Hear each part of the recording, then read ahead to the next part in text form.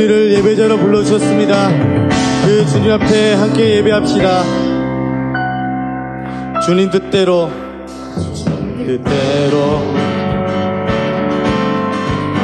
살기로 했네. 주님 뜻대로 살기로 했네. 주님 뜻대로 살기로 했네. 주님 뜻대로 살기로 했네. 살기로 했네. 뒤돌아서지 않겠네. 뒤돌아서지 않겠네. 이 세상 사람 날 몰라줘도 이 세상 사람 날 몰라줘도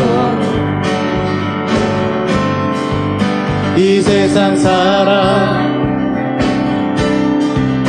날 몰라줘도 이 세상 사람 날 몰라줘도 날 몰라줘도 뒤돌아서지 않겠네. 뒤돌아서지 않겠네.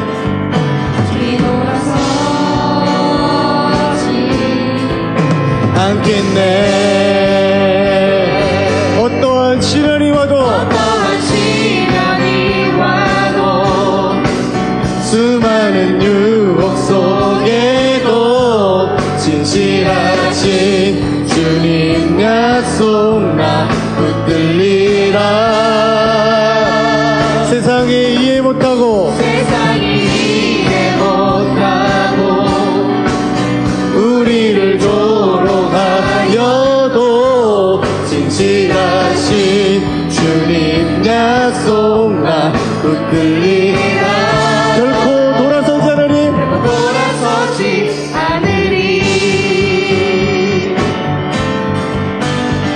다시 한 번 더 고백합시다.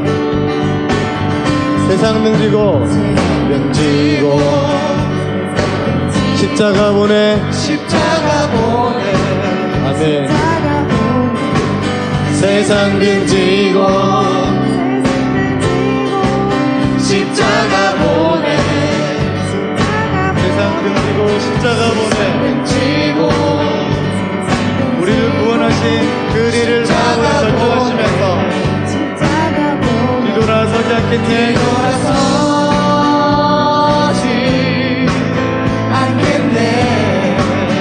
뒤돌아서지 않겠네.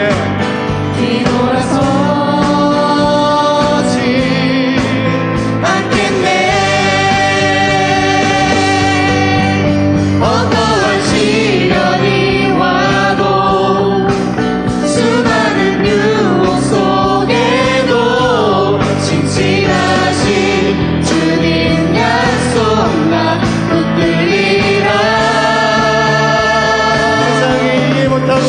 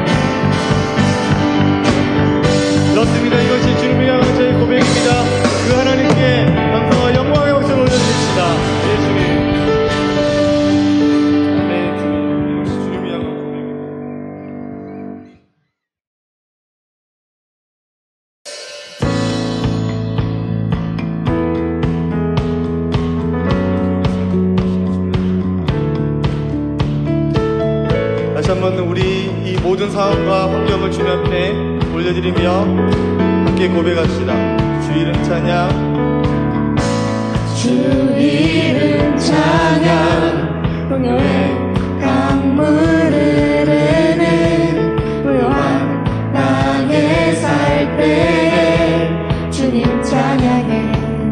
다시 한 번 더 주 이름 찬양, 주 이름 찬양, 거칠은 광야와 같은 인생길 걸어갈 때도 주님 찬양해.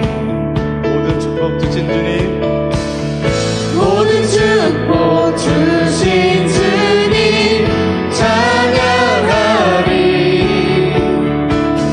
어두운 날이 다가와도 나 외치리. 주의 이름을 찬양해. 주의 이름을, 주의 이름을 찬양해.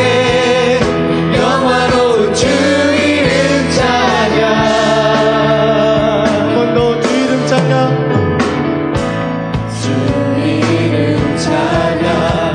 햇살이 나를 비추고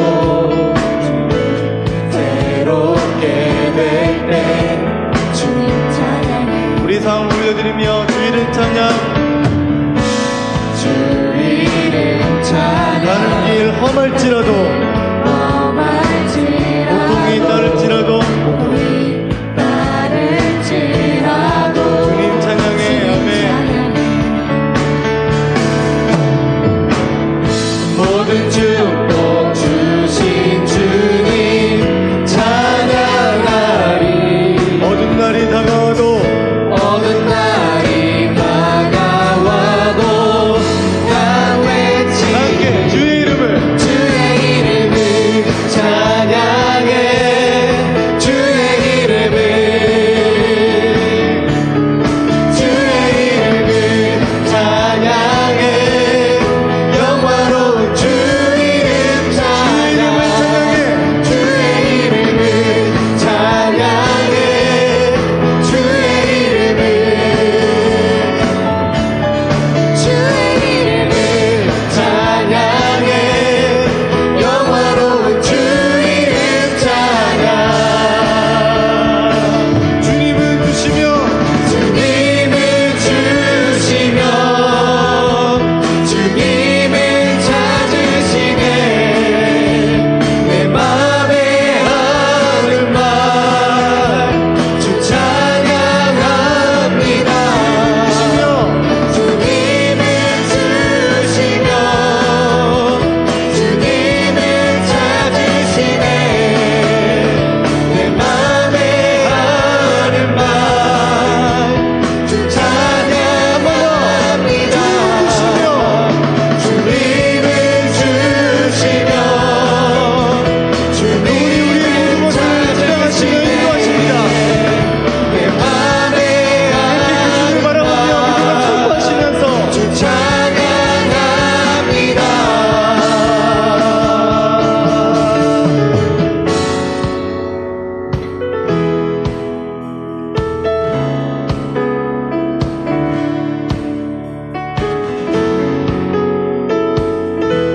그 주님을 향한 고백을 다시 한번 올려드립시다. 모든 축복 주신 주님, 모든 축복 주신 주님 찬양하리. 어두운 날이 다가와도 어두운 날이 다가와도 난 외치리. 모든 축복 주신 주님, 모든 축복 주신 주님 찬양하리. 어두운 날이 다가와도 난 다시 한 번 더 외치리. 모든 축복 주신 주님, 모든 축복 주신 주님 찬양하리.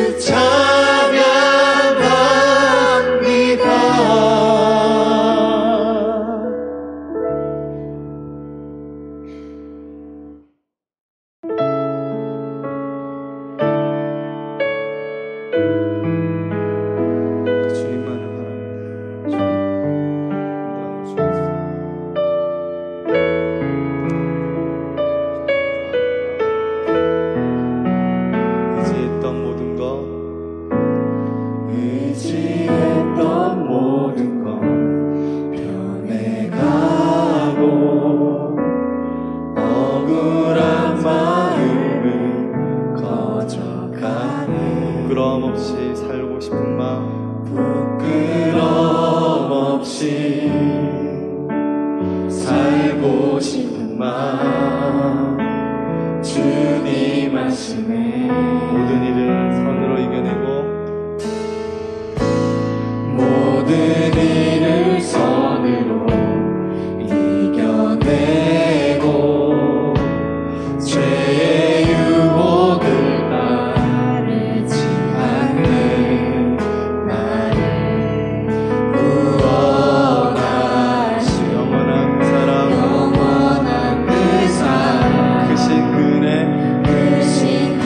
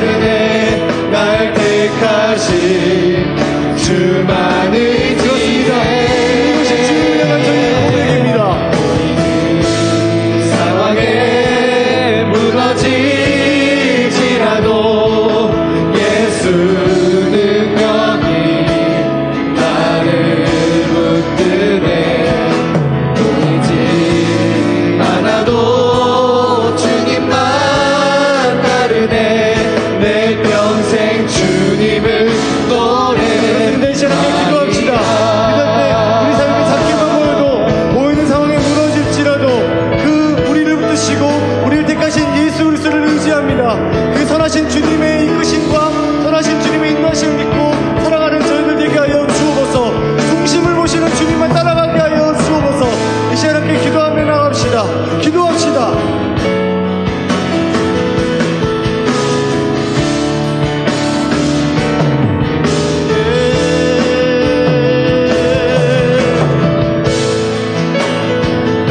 그렇습니다. 주님, 그렇게 보이는 상황이 저들이 무너질지라도 우리 삶을 굳건히 끝내붙으시는 그 예수를 의지합니다. 하나님, 보이지 않아도 그 주님만 따라가는 저희 삶 되게 하여 주옵소서. 그 선하신 주님을 신뢰하며 우리 인생을 올려드리게 하여 주옵소서. 다시 한번 주님 앞에 나아갑니다. 주님, 우리 삶을 다시 한번 주님께 올려드립니다. 하나님, 작게 원하는 우리 삶, 그 상황을 돌아가시는 그 주님이신데 우리 상관에서 주님을 보게 하시며 우리 상관에서 주님을 따르게 하시며 주의 이끄심과 선하심을 경험하는 저희들에게 하여 주옵소서. 그 중심을 보시는 주님을 따라가게 하여 주옵소서. 나를 택하신 주님만 신뢰하며 주님을 따라가게 하여 주옵소서.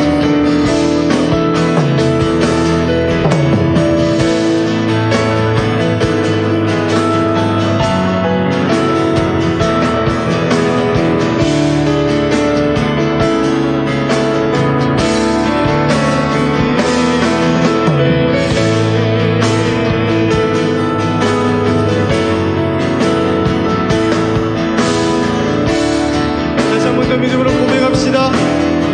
주어진 내 삶이 작게만 보여도 주어진 내 삶이 작게만 보여도 선하신 주 나를 이끄신 보내 주시는 주님만 따르네 날 택하신 주만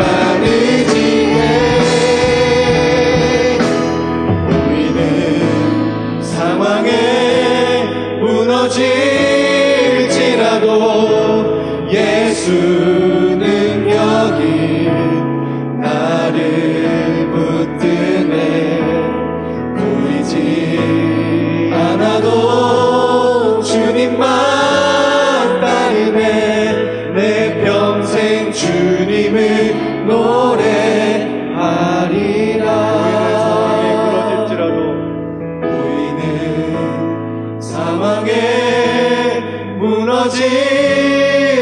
무너질지라도 예수는 여기 나를 붙드네 보이지 않아도 주님만 따르네 내 평생 주님을 노래하리라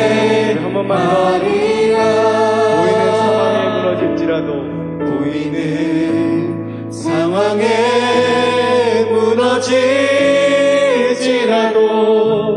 예수는 여기 나를 붙드네 보이지 않아도 주님만 따르네 내 평생 주님을 노래하리라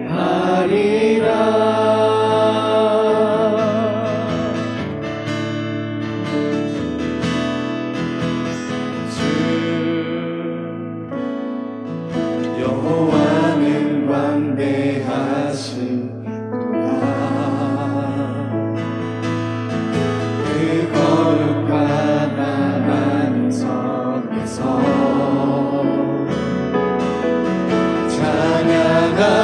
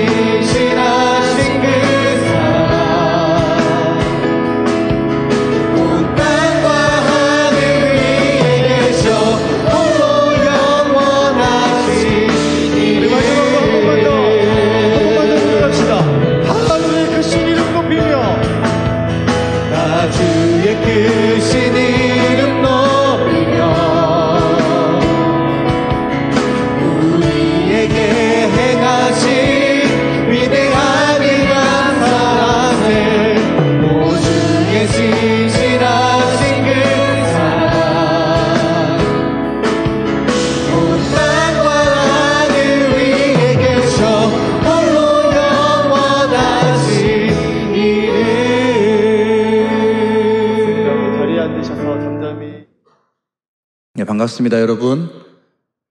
시험 기간이죠? 맞나요? 시험 기간인데 여기 오신 여러분들은 어떤 케이스일까요? 뭐 던진 자들도 있을 거고요. 아니면 더 이상 인간적인 방법을 의지할 방법이 없어서, 그죠? 주님 외에 의지할 곳이 없어서 오신 분들도 계실 겁니다. 그죠? 어쨌든 오늘 여러분들 마음 가운데 또 영혼 가운데 하나님의 은혜가 가득하기를 간절히 기도합니다. 특별히 여러분 지금 농어촌 선교가 준비되고 있습니다. 우리 대학부 지체들도 7, 8명 정도 같이 참여하는데요. 여러분 각자 같이 기도해 주셨으면 좋겠습니다. 7월 8일부터 11일까지고요. 특별히 이번에 장소는 우리 예찬이네 교회입니다. 네. 예찬이는 멤버는 아닌데요. 거기 현직 코디네이터로 같이 현직 코디로 같이 하게 될 겁니다. 오늘 이 성령 강림절 두 번째 주일입니다. 지난주는 성령 강림의 의미와 성령께서 교회를 시작하시면서 하셨던 일들, 방언을 통해서 이 막힌 담을 허무시는 일들에 대해서 함께 은혜를 나누었습니다. 오늘은 우리에게 오신 성령께서 우리의 삶, 우리 각자의 삶 가운데 어떻게 역사하시는지, 어떤 일들을 이루시는지 함께 살펴보고자 합니다. 첫 번째 소제목은 질그릇과 같은 연약함입니다. 우리 함께 따라해 볼까요? 질그릇과 같은 연약함. 제가 여러분 만날 때였어요. 교육전도사라는 걸 하고 있었어요. 아직 신학생이면서 지금으로 따지면 어떤 전도사의 인턴십 같은 코스예요. 교육자로서 활동을 하고 있었습니다. 저한테도요, 여러분과 같은 파릇파릇한 어떤 느낌이 있었어요. 웃지 마요. 네. 물론 여러분들이 파릇파릇하다는 건 아니에요. 그렇지 못한 사람들도 꽤 많이 있는데 어떤 젊은 느낌이 있었어요. 네. 그때 제가 모셨던 담임 목사님과 단둘이 있을 기회가 좀 있었는데 그때 제가 종종 목사님께 곤란한 질문을 하곤 했어요. 뭔가 대답하기 어려운 질문들 있잖아요. 그런 것들을 하고 실은 그걸 통해서 좀 지혜를 얻고자 했던 기억이 있습니다. 어느 날 제가 이런 질문을 했습니다. 목사님, 사람이 선합니까? 악합니까? 여러분, 사람이 선합니까? 악합니까? 제가 이런 식의 질문을 굉장히 많이 했어요. 얼마나 얄미우셨을까? 지금 여러분들이 저한테 그런 질문을 그런 질문을 한다고 생각하면 진짜 얄미울 것 같아요. 날마다 걔를 보면 긴장을 할 것 같아요. 근데 그렇게 질문했어요. 목사님, 사람이 선합니까? 약합니까? 왜냐하면 제가 성경을 보니까 사람이 하나님의 형상을 가졌으니 선하게 느껴질 때도 있고요. 사람이 너무 추악한 모습을 보니 죄악이 넘쳐서 악하게 느껴질 때도 있어요. 둘 다가 성경에 있어요. 그래서 물어봤습니다. 목사님, 사람이 선해요? 악해요? 여러분은 선해요? 악해요? 눈에 띄었다. 큰 눈을 가진 자매가 제 눈에 띄었어요. 선해요? 악해요? 잘 모르겠죠. 저도 오락가락 하거든요. 그때 목사님이 제게 대답해 주셨던 말씀이 지금 제 귀에 맴돕니다. 사람은 선하기도 악하기도 한데 그 무엇보다 약하다. 젊디 젊고 혈기왕성하고 무엇이든지 잘할 수 있을 것 같았던 그때 저는 그 말씀이 도저히 이해되지 않았어요. 뭐가 약해요? 할 게 많고 그렇게 힘도 많고 젊음도 있고 그런데 뭐가 약합니까? 여러분 약해요?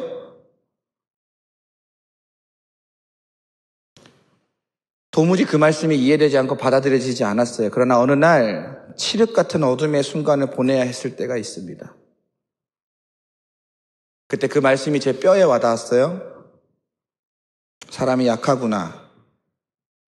내가 진짜 연약한 존재구나. 어느 것 하나 쉽게 결정하지 못하고 내 삶의 문제 어느 것 하나도 명쾌하게 해결하지 못하고 뒷걸음질 치고 작은 유혹에도 얼씨구나. 쉽게 넘어가고 작은 벽을 만나면 주저앉아 버리고 큰 산은커녕 돌뿌리에 걸려 넘어지는 내 모습을 보면서 사람이 약하구나. 내가 너무 참 약해서 한심하기 그지없다. 그렇게 느꼈습니다. 저만 그런 건 아닌 것 같아요. 그죠? 사람이 어쩔 때 한없이 강해 보이고 어쩔 때는 한없이 약해 보이는데요. 여러분 알렉산더 대왕 아십니까? 우리가 잘 아는 알렉산더 대왕. 자신의 주변 세계를 모두 제패하고 천하를 호령했던 통치자지요. 유럽뿐 아닙니다. 이집트와 페르시아를 점령하고 인도까지 자신의 영토를 확장했던 엄청난 통치자입니다. 그죠? 근데 최근 연구 결과에 따르면 그 사람의 사망 원인으로 추정되는 게 나왔어요. 뭘까요? 모기랑 세균 감염이래요.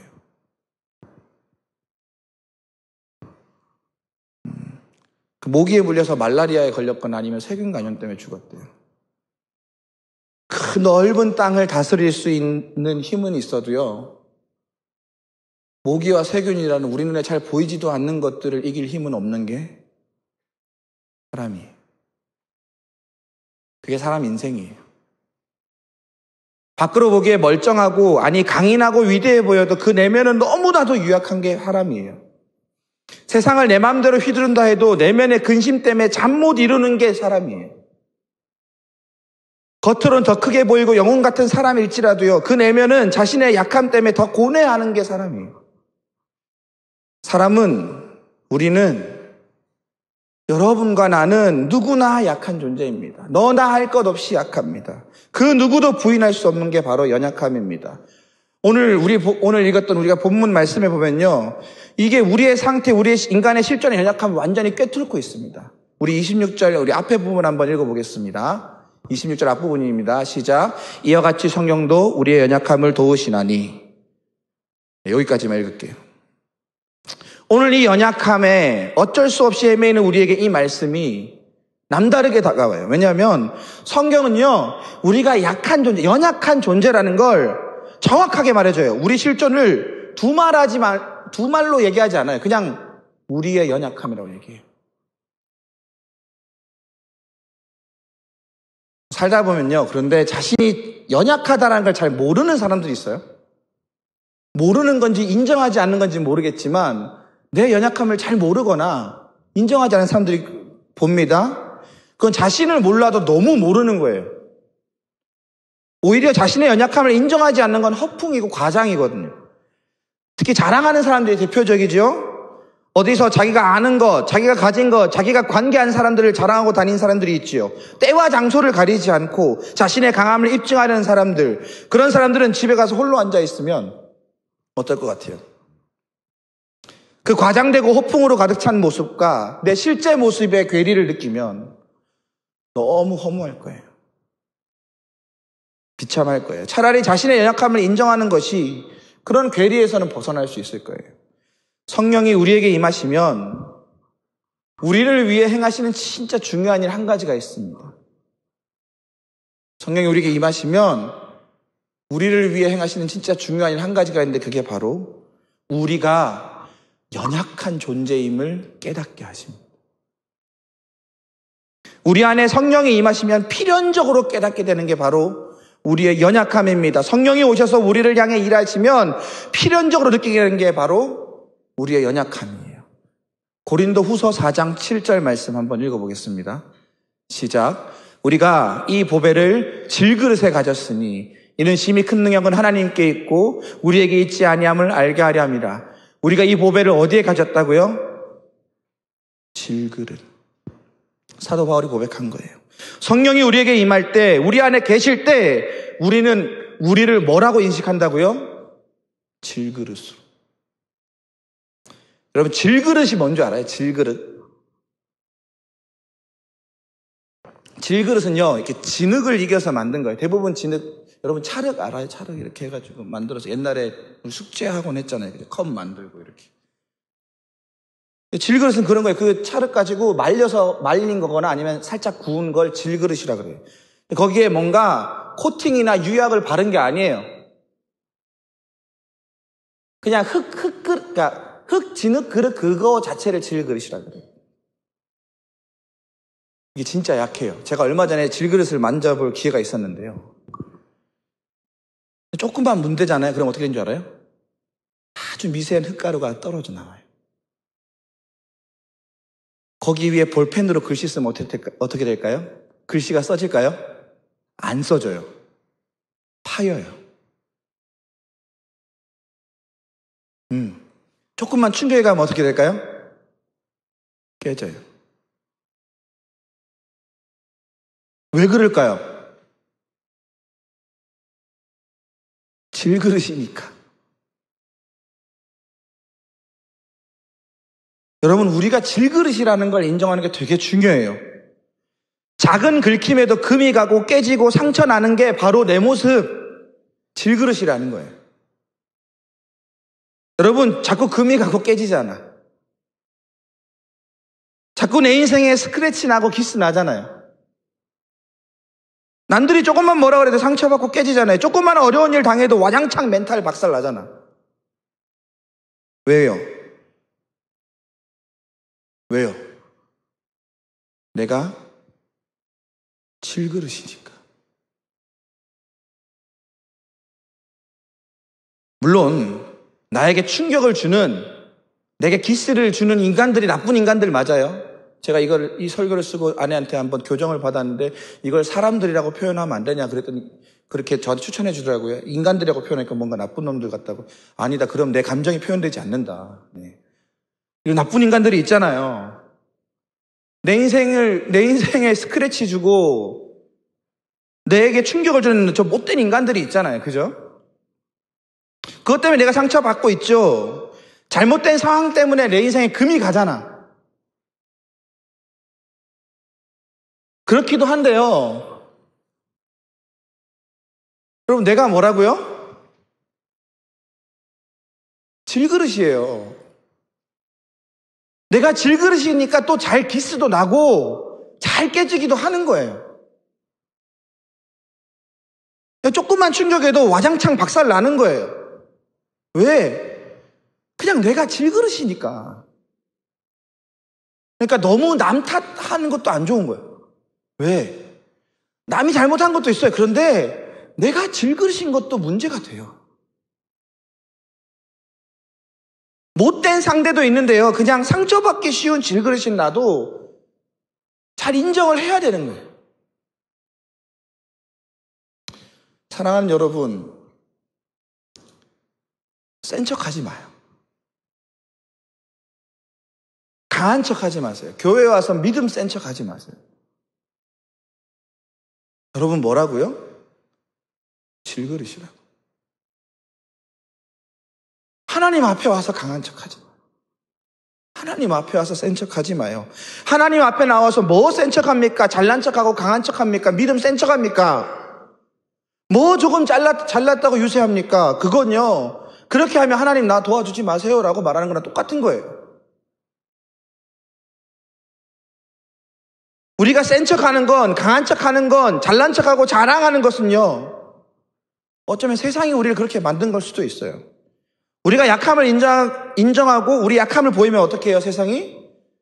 저 약하고 못난 거, 저 어디다 써먹을까? 세야 살아남고 강하고 잘나야 이용가치 있고 자랑을 해야 알아주는 세상을 살다 보니까 내 자신을 부풀린 걸 수도 있어요. 그러나 우리가 하나님 앞에서 그럴 필요는 없잖아요. 그래서도 안 되잖아요. 하나님은 우리의 연약함을 내치시는 분이 아닙니다. 우리의 연약함을 미리 아시는 분입니다. 그리고 그 연약한 우리를 보듬어 주시는 분이 성령이십니다. 그저 있는 모습 그대로 내 부풀려지고 과장되고 센 척하는 모습 말고 내 연약함, 이 질그릇 같은 내 인생을 가지고 하나님 앞에 나와서 내려놓아야 됩니다. 내 연약함을 들고 나와야 여러분 진짜 기도가 돼요.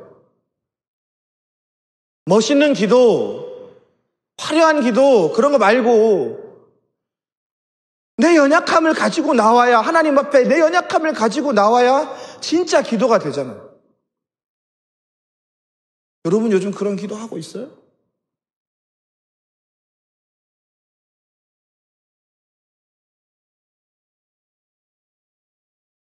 하나님 도와주십시오. 거추장스러운 기도 말고, 현란한 오히려 쌓아놓은 상아탑 같은 기도 말고, 내 심령이 들끓는 기도, 우리 연약함을 인정하고 그것을 하나님 앞에서 내려놓는 기도 말입니다. 오늘 찬양 너무 좋았어요. 분이엘 찬양대 중에 찬양 가사 중에 이게 있어요. 마음을 쏟아놓으라. 마음을 쏟아놔야 돼, 하나님 앞에. 사랑하는 신촌교회 대학부 여러분, 우리 자신을 인정합시다. 우리가 뭐라고요? 질그릇이에요. 하나님, 저는 질그릇 같습니다. 밖에서는 센 척하고 잘난 척하지만 주님, 저는 한없이 연약한 자입니다. 연약함을 가지고 하나님을 만나십시오. 이런 찬양이 있습니다. 주여, 우린 연약합니다. 우린 오늘을 힘겨워합니다. 주 뜻 이루며 살기엔 부족합니다. 우린 연약합니다. 주여, 우린 넘어집니다. 오늘 하루를 또 실수합니다. 주의 긍휼을 구하는 죄인입니다. 우린 주만 바라봅니다. 여러분, 이 찬양의 가사를 오늘 내 기도를 삼으시고 기도하세요. 하나님 앞에 내 연약함을 가지고 기도로 나가는 여러분 되시길 시간 간절히 원합니다. 오늘의 힘겨움을, 오늘의 연약함을, 오늘의 실수를 가지고 주께 나와 주의 도움과 긍휼을 구하는 그런 여러분 되시길 간절히 기도합니다. 두 번째입니다. 두 번째는 연약함을 도우시는 성령입니다. 따라하겠습니다. 연약함을 도우시는 성령. 사람은 누구나 연약함이 있죠. 그죠? 그 누구도 이걸 벗어날 수 없어요. 그러니까 여기서 자유롭지 않아요. 사람 인생에는 누구나 어려움이 닥치고 힘든 일이 찾아옵니다. 고통이 있는 거예요. 그래서 사람 인생을요, 연약함이 있는 삶, 연약함이 없는 삶, 고통이 있는 삶, 고통이 없는 삶, 어려움이 있는 삶, 어려움이 없는 삶, 이렇게 나눌 수 없어요. 왜? 여기에 해당하는 사람이 없어요. 부자라고 권력센 사람이라고 연약함이 없고 고통이 없지 않습니다. 오히려 우리 인생은 이 연약함을, 이 고통을 어떤 태도로 받느냐가 더 중요한 겁니다. 질그릇과 같은 인생, 질그릇과 같은 그렇게 연약한 나를 볼 때, 나의 연약함을 볼 때, 내 연약함이 낱낱이 드러날 때 여러분 어떻게 하십니까?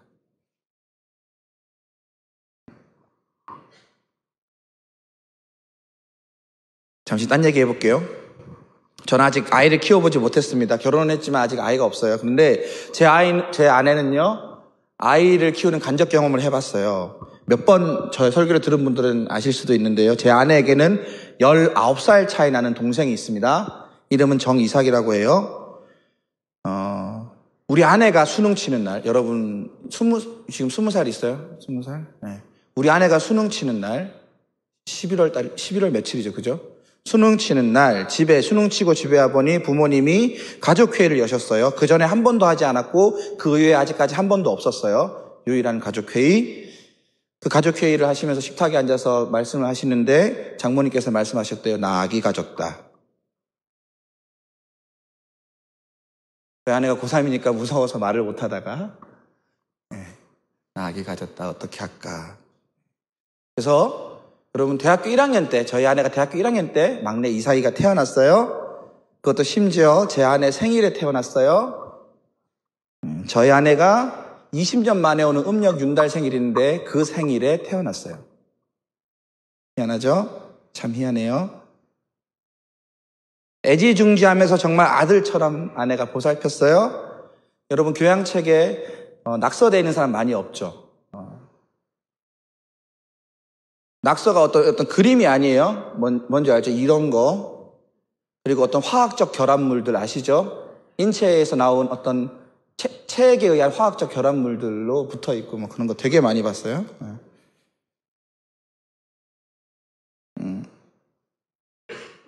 아들처럼 보살펴서 이삭이는 어렸을 때부터 제 아내 이름이 지은인데요. 지은이란 발음이 안 돼서 뭐라고 했냐면 쭌이라고 했어요. 쭌이라고 불렀어요. 여전히 지금도 그러고 있고요. 지금 고3이에요. 지금도 쭌이라고 하고 있고요. 그래서 저희 집에서는요, 저희 아내를 쭌이라고 부릅니다. 고유 명사가 됐어요, 다시. 예. 장인어른도 장모님도 이삭이도 저도 쭌이라고 합니다. 어느 날 이삭이가 4살인가 5살 때쯤인 것 같아요. 어린 이삭이가 울면서 저희 아내를 불렀어요. 뭐라고 불렀을까요? 말씀드렸잖아요. 뭐라고 불렀을까요? 쭌! 울면서 달려왔어요. 쭌! 하면서. 얼른 가서 아내가 살펴보니까 눈에 먼지 같은 게 들어간 거예요. 얘가 어떻게 해요? 해결할 수 있어요? 없어요? 어떻게 해야 할지 모르니까 어떻게 해요? 어떻게 해요? 달려오는 거예요. 엄마 아빠 없으니까 누구 찾으면서? 쭌이 찾으면서. 쭌 하며. 애가 뭘 합니까? 그저 본능적으로 이 어려움을 도울 사람을 찾는 거죠. 그렇습니다. 본능적으로 연약함은 도와줄 사람을 찾아요. 나의 연약함과 고통을 어떻게 해야 할지 몰라. 어떻게 해야 될지 모를 때 우린 도움을 찾아요. 아이만 그런 건 아닌 것 같습니다. 여러분 히스기야 왕 아시나요? 히스기야 왕. 히스기야 왕이 대단한 사람이 아수르의 침공을 물리치고 이스라엘을 지켜내는 위대한 왕이지요. 그 위대한 왕에게 연약함이 불쑥 어려움이 찾아옵니다. 이사야서 38장 1절에서 3절 말씀 저랑 여러분들이 한번 같이 읽어보겠습니다. 시작. 그때 히스기야가 병들어 죽게 되니 아모스의 아들 선지자 이사야가 나아가 그에게 이르되 여호와께서 이같이 말씀하시기를 너는 내 집에 유언하라 내가 죽고 살지 못하리라 하셨나이다 하니 히스기야가 얼굴을 벽으로 향하고 여호와께 기도하여 이르되 여호와여 구하오니 내가 주 앞에서 진실함과 전심으로 행하며 주의 목전에서 선하게 한 것을 기억하옵소서 하니 히스기야가 심히 통곡한 위대한 왕 외세의 침공을 막아낸 절대적인 통치자 히스기야가 병들어 죽게 됩니다. 그 절망적인 연약함과 고통 앞에서 히스기야가 어떻게 합니까? 2절에 보면 어떻게 하죠? 얼굴을 벽으로 향하고 기도합니다. 왕이 병에 걸리면 뭘 할까요? 여러분 그럴 일은 절대 없어요. 여러분들한테. 근데 여러분들이 왕이라면 여러분이 왕인데 병에 걸렸어요. 뭐 할래요? 해야 될 일이 있잖아. 여태까지 나를 위해 어떤 주술을 베풀었을 때 싹 한번 척살하고, 그죠? 이것들 다 거짓말이니까. 저만 나쁜 놈인가요? 용하다는 의원들 다 찾아내고, 또 해외에 친교문서 보내가지고 좋은 약들 다 수입하고 그럴 거 아니에요.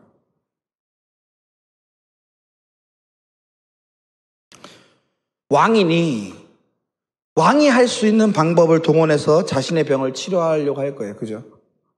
지극히 상식적이죠. 맞는 방법입니다. 맞아요. 그럼 제가 이런 설교한다고 해서 기도하고 병원 가지 말라는 얘기 아니에요. 큰일 나요, 이러면. 근데 히스기야 왕은 처음에 그렇게 하지 않아요. 어떻게 해요? 그 첫 번째 행동은 벽을 향하고 기도해요. 얼굴을 벽으로 향하고 하나님께 기도합니다. 그냥 기도하는 거 아니에요. 어떻게 해요? 통곡합니다. 왕이 울며 심히 통곡하며 하나님께 기도하는 겁니다. 여러분, 우리가 기도한다는 게 뭔 줄 알아요? 내가 누구를 의지하는지, 내가 무엇을 의지하는지를 보여주는 거예요. 우리가 하나님 앞에 설 때 이래야 하는 겁니다. 인간적인 방법 다 동원하고 아직 내가 힘이 있다고, 내가 해결할 만한 능력이 있다, 내가 동원할 수 있는 자원이 있다, 사람이 있다, 인맥이 있다.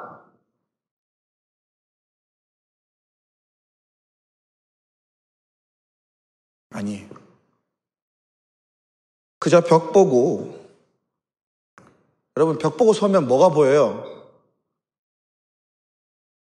아무것도 안 보여요. 그 아무것도 안 보이는 상황 속에서 하나님께 통곡하는 겁니다. 하나님만 보이는 그곳에서 통곡하며 울며 기도하는 겁니다. 상한 마음을 가지고 하나님께 토로하는 것입니다. 이때 이사야 선지자에게 하나님의 말씀이 임합니다. 이사야서 38장 5절 말씀입니다. 이사야서 38장 5절 말씀 함께 읽겠습니다. 시작. 너는 히스기야에게 이르기를 내 조상 다윗의 하나님 여호와께서 내가 네 기도를 들었고 네 눈물을 보았노라. 내 수완이 15년을 더하고 여기까지만 하겠습니다. 네, 하나님이 히스기야의 기도를 들으십니다. 히스기야의 눈물을 보셨습니다. 그렇습니다. 하나님이 히스기야의 기도를 들으시고 눈물을 보셨어요. 여러분, 우리가 하나님께 기도할 때 우리의 기도를 들으시고 하나님 우리의 눈물을 보십니다. 이것이 우리 기도에 대한 하나님의 반응입니다. 실은 이거면 충분해요. 아이가 엄마한테 달려가 엄마 하면 엄마가 왜 그러니 하고 대답하면 되는 거예요. 그죠? 우리가 하나님께 나아가 하나님 하고 부르짖으면 하나님 왜 그러니 하고 응답하면 그 다음 일은 되는 거예요.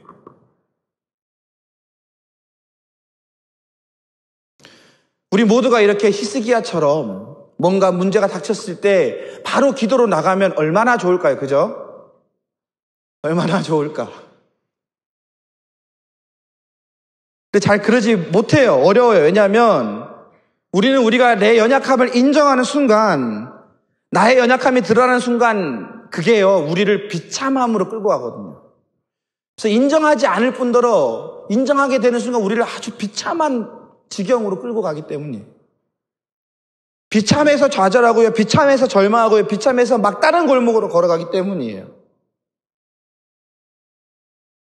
그러나 성령은 우리가 연약하다고 탓하는 분이 아닙니다. 오히려 성령은 아까 말했죠? 성령은 우리가 연약하다는 걸 인정할 때, 우리의 연약함으로 우리가 낙심하고 좌절할 때, 우리의 비참함에 빠질 때 우리를 그곳에서 건져내어 하나님을 바라보게 하시는 분입니다. 하나님을 향해 기도하게 하시는 분입니다. 이 초라한 현실을 직면할 때 그것을 인정하면 거기서 그냥 우리가 무너지는 걸 그대로 보시는 분이 아니라 우리를 다시 하나님을 바라보게 하시는 분이 바로 성령입니다. 이게 바로 성령께서 우리에게서 일하시는 방식이에요. 성령께서 우리 안에 계실 때 우리가 내 연약함 때문에 우리 연약함 때문에 비참함에 빠지려고 하면 그곳에서 하나님을 바라보게 하는 게 성령의 역할이에요. 성령이 일하는 방식이에요. 근데 이것보다 더 큰 문제가 있어요. 저도 때때로 살다가 겪는 문제예요. 더 큰 문제는 이거죠.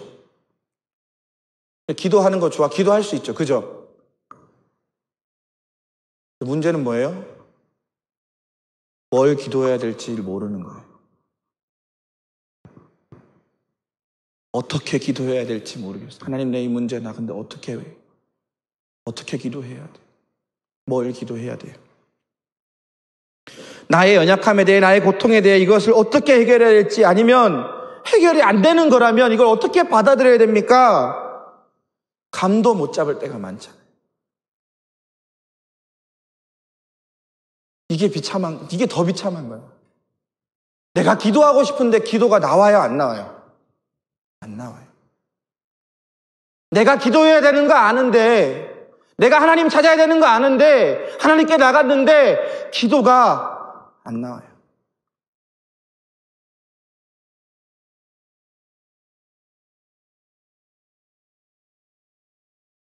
얼마 전에 제 페북에 메시지가 하나 떴습니다. 제가 교육전도사 할 때 가르쳤던 중고등부 한 명의 생일이었어요. 그 친구는 얼마 전 백혈병으로 소천했던 친구입니다. 세상을 떠났어요.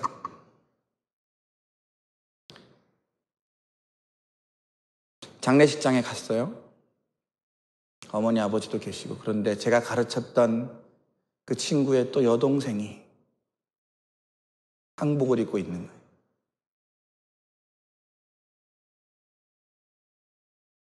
도저히 입이 떨어지지 않아요. 무슨 말로 위로해야 될지 모르겠어요. 아니, 위로가 될까? 어떤 말로 위로해야 할까? 하나님, 나는 어떻게 기도해야 합니까? 기도도 안 나왔어요. 그럼 기가 막힌다 그러죠. 기가 막혔어요.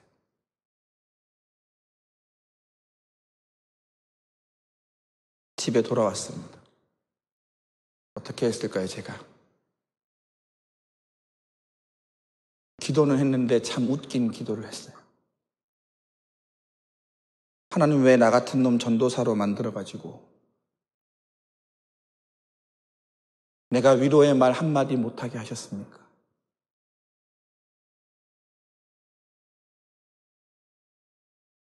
위로와 힘을 주어야 될 전도사인데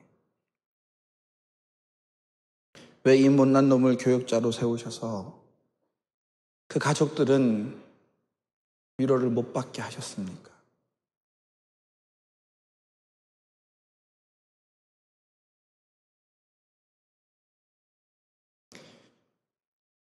나를 원망하며 또 하나님을 원망하며 기도했어요.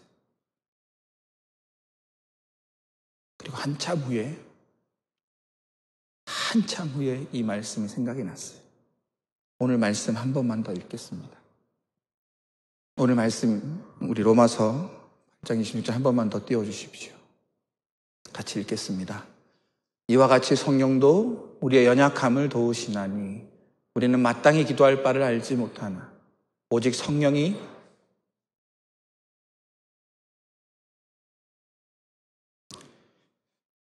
어떻게 해야 할지 몰라서, 무엇을 기도해야 될지 몰라서 참을 수 없는, 벗어날 수 없는 그 비참에 빠질 때 오늘 성경은 성령께서 우리를 위해 기도하신다 하십니다. 내가 다 이해하지 못해도, 내가 어떻게 기도해야 할 바를 알지 못해도 성령께서 우리를 위해 기도해 주신다 하십니다. 말할 수 없는 탄식으로. 나와 함께 아파하시며 나와 함께 안타까워하시며 우리와 함께 고통스러워하시며 우리와 함께 비참해지시며 말할 수 없는 탄식으로 우리를 위해 기도해 주십니다. 여러분,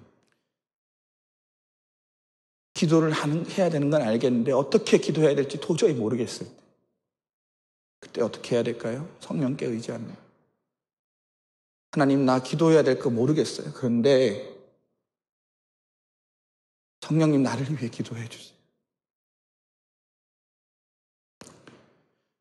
어떻게 기도해야 될지, 무슨 말로 기도해야 될지 모르겠을 때, 발을 동동 구를 때 성령께 의지하십시오. 성령께서 친히 우리를 위해 기도하십니다. 말할 수 없는 탄식으로 우리의 연약함을 위해 친히 중보하십니다. 여러분, 그래서 우리의 연약함을 주님께 아뢰는 것이, 성령께 아뢰는 것이 중요합니다.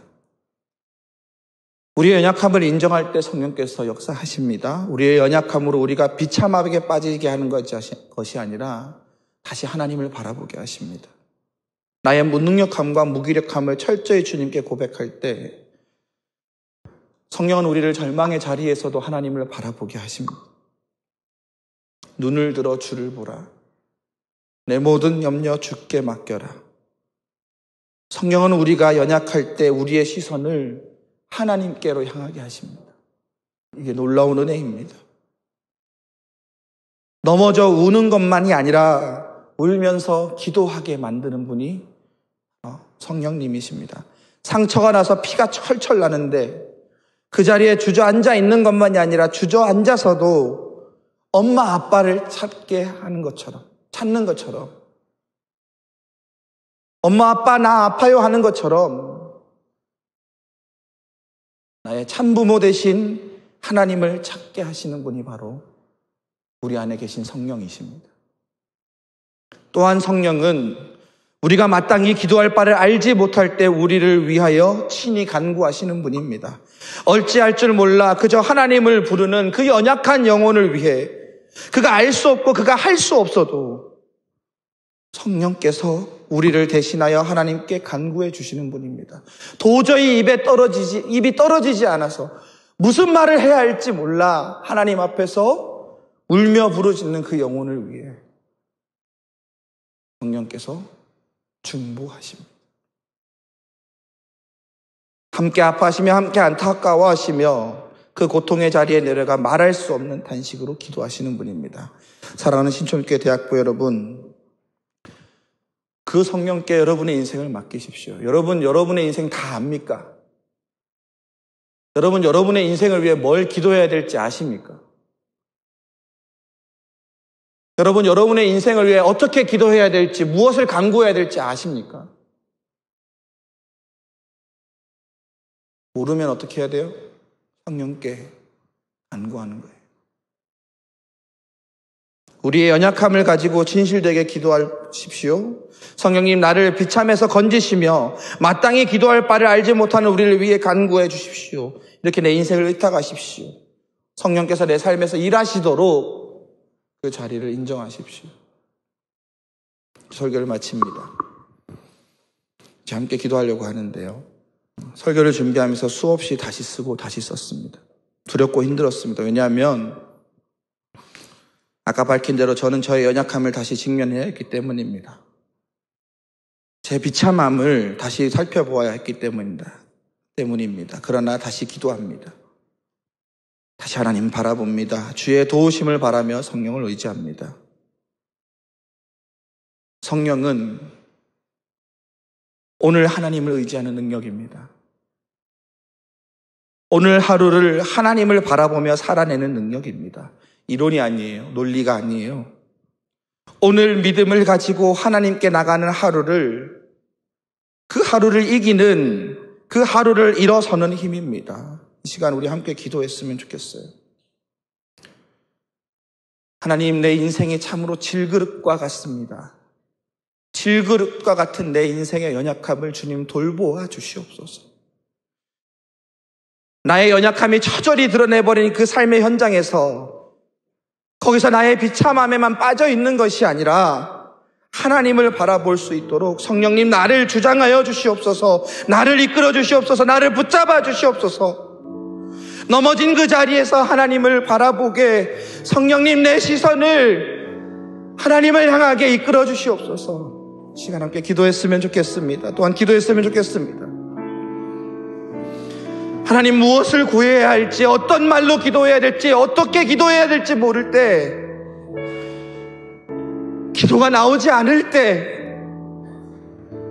그 괴로운 순간에 성령님 우리를 위하여 기도해 주시옵소서. 우리를 위하여 대신 기도해 주시옵소서. 우리를 위하여 대신 중보해 주시옵소서. 말 한마디 기도한 그 어려운 그때 성령님 나를 위하여 간구하여 주옵소서. 말할 수 없는 단식으로 나를 위하여 중보하여 주옵소서. 그 성령의 손길을 느끼며 나아가는 우리 인생이 되게 하여 주시옵소서. 우리 함께 우리를 위하여 기도하도록 하겠습니다.